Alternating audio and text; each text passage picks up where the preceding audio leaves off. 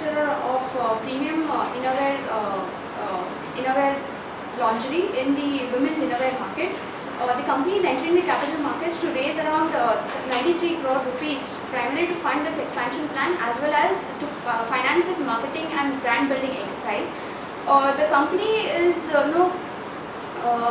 has been able to raise around 20 crore rupees prior to the IPO by setting a 6% stake to Sequoia Capital. Also, of the total issue proceeds, over 1/4 of the funds are to be allocated to finance its joint venture with Lifestyle Galleries, which is based in London. However, one would do well to note that there has been a drag along right clause as mentioned in the prospectus, which states that in the eventuality of the minority stakeholder selling its stake to a third party, it might force Lovable Lifestyle Limited to sell some part of its stake. However, this could be an overhang at a time when such a thing materializes going forward. Having analyzed the IPO, there were certain positives that come to the fore, and of which the most important being it has an established brand and catering to various market segments. Like Lovable is a flagship brand of theirs, which is in the top 3 among customers and catering to the high premium market. This adds to the margins of the business of the company, whereas Daisy D, which caters to the mid-market segment, adds to the volumes growth for the company.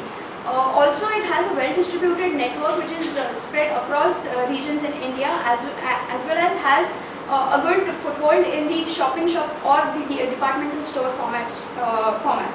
Going forward, the presence that the company intends to have in the market through its brand building exercises could provide an impetus to the top line as well as the bottom line of the company.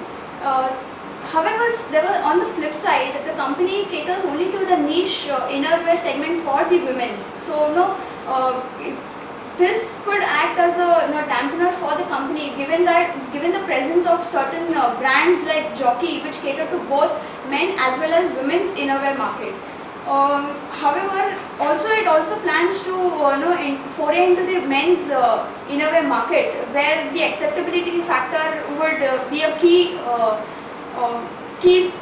point going forward, given that its target audience being men's innerwear market.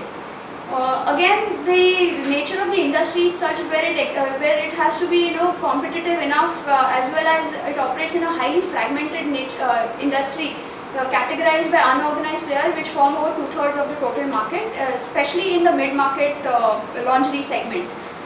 Now, another important aspect for this IPO is that the company needs to constantly innovate with products, given that it is based on customers' choice and preferences. So the company needs to keep pace with the changing trends in the market. Its inability to do so will act as a dampener on the financial performance of the company.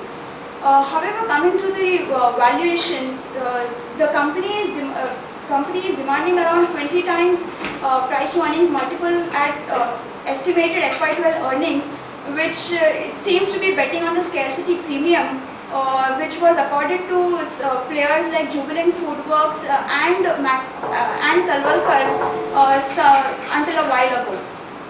However, given the current market conditions, it would be prudent for investors who would want to bet on the high-risk growth prospects of this company to apply, whereas for those long-term investors, an opportunity would arise when it would be a bad day in the markets.